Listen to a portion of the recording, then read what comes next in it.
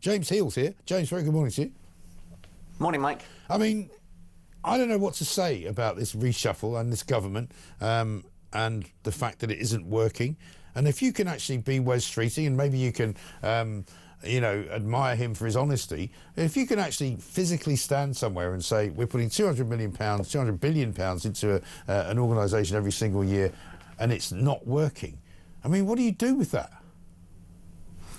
Well, what you try and do, Mike, is you get productivity gains. And I think that there's an argument that, as you were saying, there we're a sicker society than we were, and so we need to look at how we're dealing with that. But the key question, of course, is are the government going to get those efficiency gains they need, which gets the health service more productive in the future? And I don't think they are going to get the kind of pound for their buck, that they ought to be getting, the sort of fiscal firepower, because actually a lot of the pay rises that were agreed were without mentioning the wave conditions.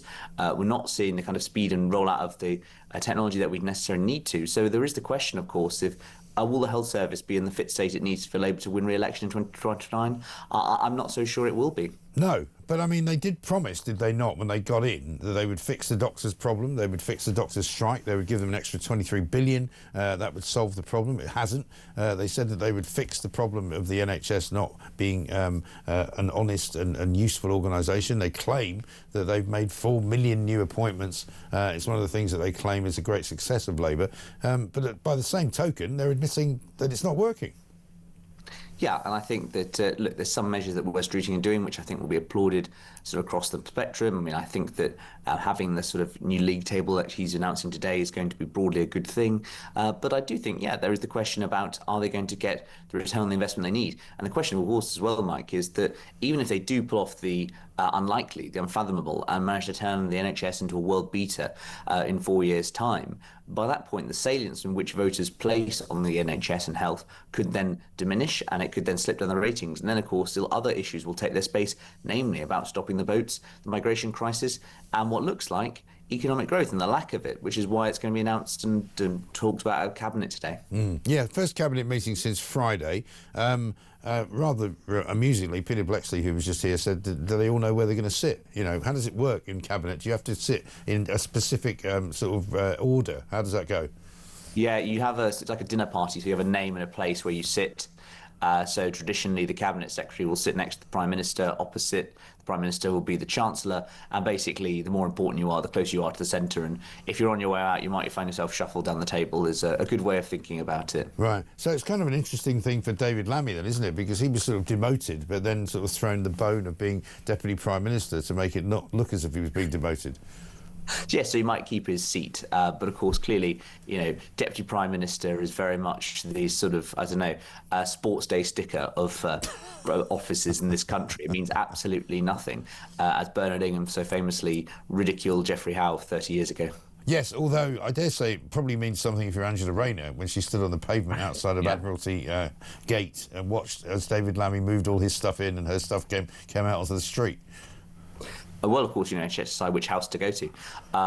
Look, I think that, and it's, of course, the question of whether David Lammy is now going to stand to be deputy leader, because that's the big race that's tearing apart the Labour Party. And I was there last night in Parliament, and it was really interesting seeing, lots of the and hearing lots of the discontent about that reshuffle last week. Yeah. And she knows is out of joint. And so I'm really keen to see which of the various women who Keir Starmer sacked is going to end up replacing Angela Rayner. Well, indeed. And the Mail have got a really interesting spread today saying basically Labour are now, if they're not already in it, they are about to enter civil war because the likes of Emily Thornberry, who hasn't forgiven Starmer for not giving her a job in the first place, Lucy Powell, who he fired on Friday, Louise Haigh, who he fired or who was made to resign, sort of early doors last autumn, they're literally lining up to stab him in the back, aren't they?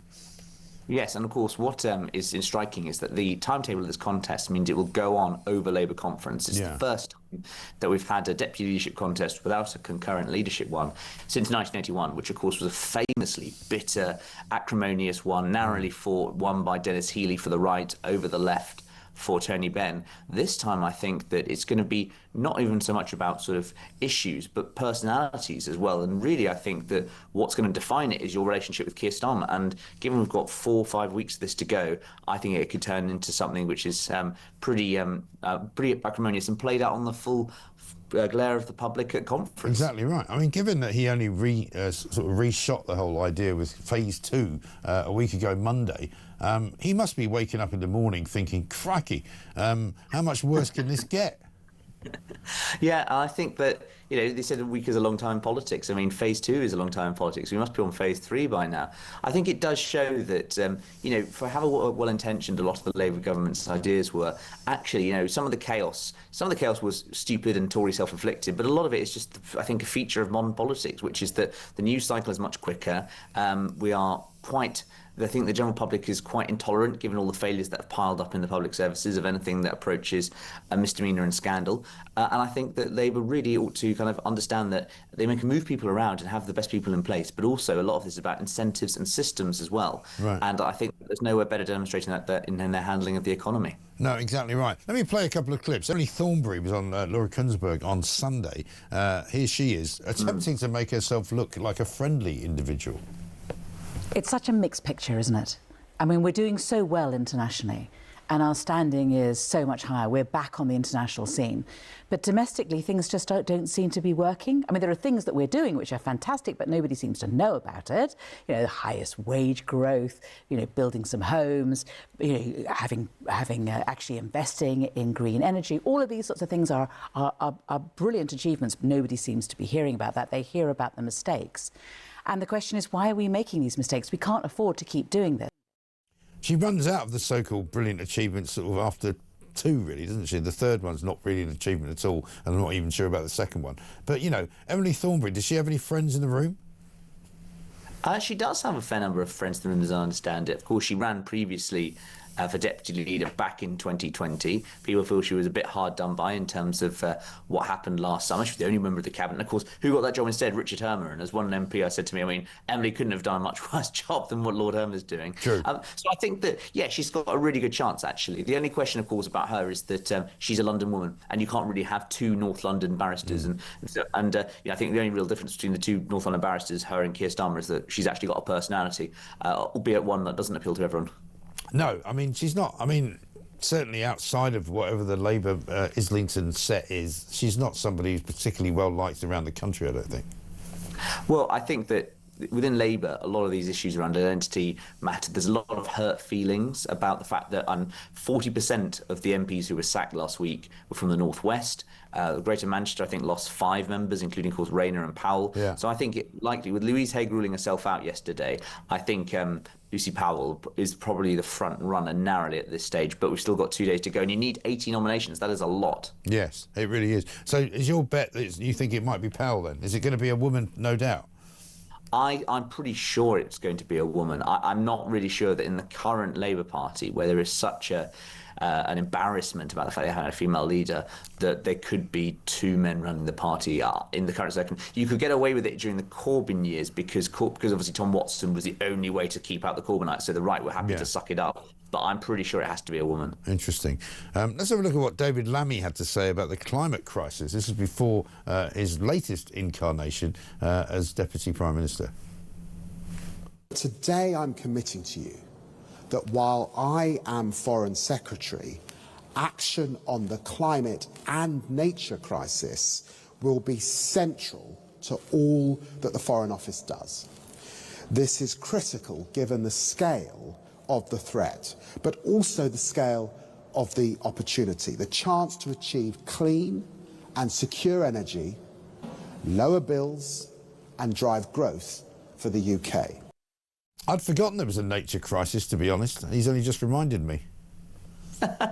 I mean, look, that speech was given about 3 months ago, and he's gone already. So, clearly, not everyone in Downing Street thought the same about the importance of that nature crisis. And look, what does it mean for the government? They came in promising progressive realism. There were these endless interviews sort of touting David Lammy and suggesting he was a great sort of thinker, the great Talleyrand of our age, etc. And now it's all over. So Yvette Cooper has that role, and David Lammy can get on with the business of running the Justice Department. And meanwhile, talking of climate, Ed Miliband apparently was offered the chance to move on and didn't take it, which tells you that Keir Starmer is not only insubstantial as a leader, but completely and utterly unable to make his ministers do what he wants them to do.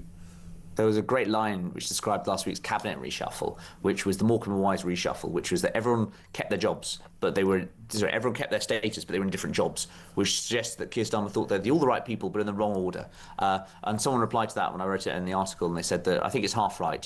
He's got all the people in the wrong jobs and in the wrong order as well. But look, that's because I think that he was actually unable to move many people out of cabinet. He only sacked really Lucy Powell, and Ian Murray got a job elsewhere. So as a result of that, I think we have got a pretty weak Prime Minister. Yeah. And that's demonstrated by the fact he can't move Ed Miliband. No, exactly. And Louise Haigh is also kind of hanging around in the background, a woman who was apparently quite influential in stopping the welfare reforms from going through on the back benches. Let's remind ourselves of how she resigned live on air. She lied, and she was convicted of fraud, and she's a Minister of the Crown. I find it extraordinary. She'll surely have to resign, won't she? Oh, hello. Breaking news. She's just resigned. Are you serious? Louise Haigh has just resigned. She's obviously started listening to Morning Glory, and she's 10 minutes in, and she's gone, I can't take this. So Louise Haigh. So another one bites the dust. Yes. What a shambles this government has become. Deary me. Deary me. Sorry. Standards in public life he's going to restore. So then he appointed a woman who's a convicted fraudster to be the Transport Secretary. I mean, back then we thought that was a surprise, but I mean, there's been so much since then that it kind of just fades into insignificance, doesn't it? I mean, the corruption minister resigning over the Bangladeshi aunt.